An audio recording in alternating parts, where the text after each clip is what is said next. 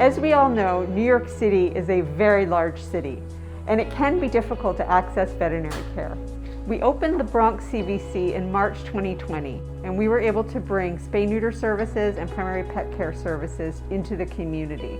Every day at the CVC, we see many clients and their pets. We see animals for spay-neuter appointments.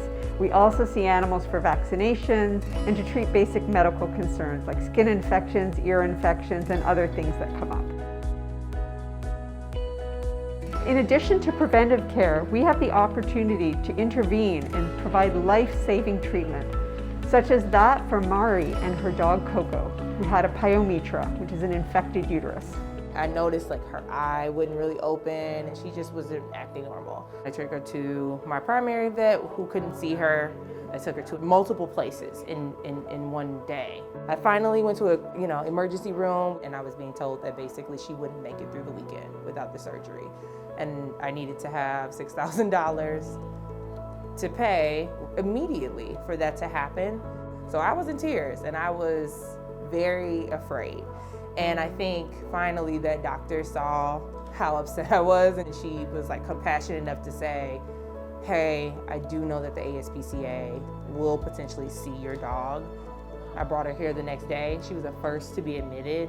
I mean, they basically, for sure, saved her life. There was a difference between her living or dying. When you're in these situations where, you see your dog sick, you realize how much more they mean to you in those moments and how being without them is like a devastating thought. So it means the world to me that the ASPCA prioritized her life so that I could have more time with her, because this is my buddy and my companion.